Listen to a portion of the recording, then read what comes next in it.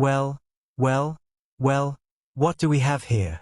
Prince Harry, the man who literally wrote the book on burning bridges with his family, is now apparently sharing his diary like a teenager trying to prove they're not sneaking out at night.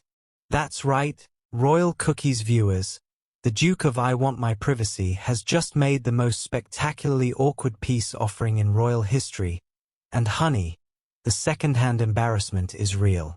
Welcome back to Royal Cookies, where we serve up the juiciest royal gossip with a side of heart-wrenching humanity.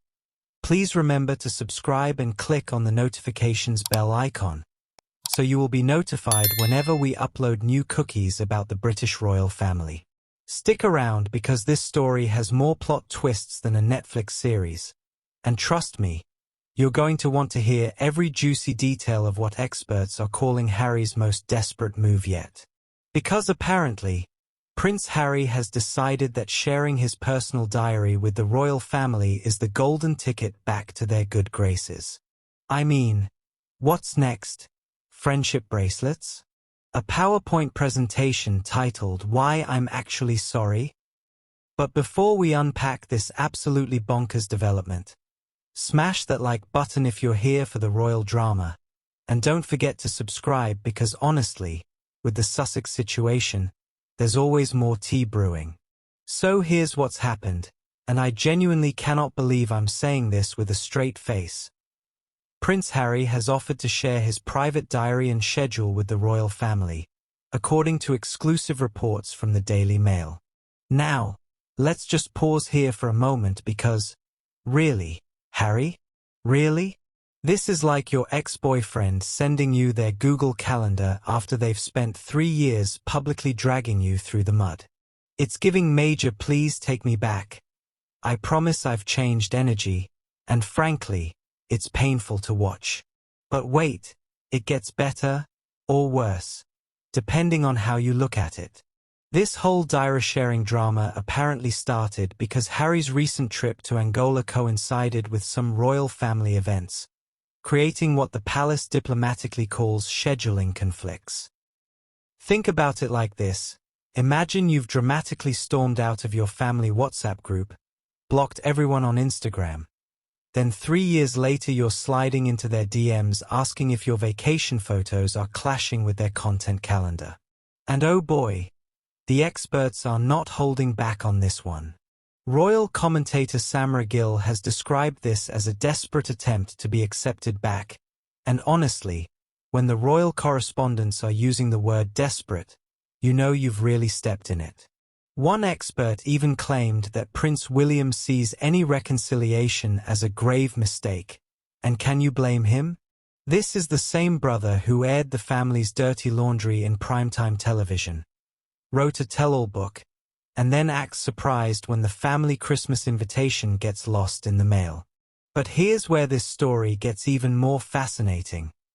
Because apparently, this isn't just about diaries and scheduling conflicts. No, Royal Cookies family.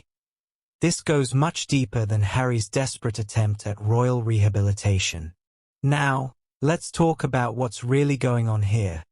Because some commentators are saying Harry wants status, he wants money, and he wants to matter, and honestly, that tracks completely. Think about it like this. Harry and Meghan left the royal family like they were escaping from prison, claiming they wanted privacy and a simple life.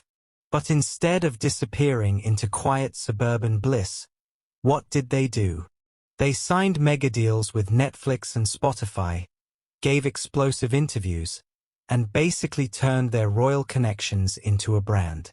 It's like announcing you're going on a digital detox and then immediately starting 3 podcasts about your digital detox experience. Recent reports suggest Harry has been doing a fair amount of looking back and is grappling with regrets, while Meghan's star continues to rise. And you know what? This makes perfect sense.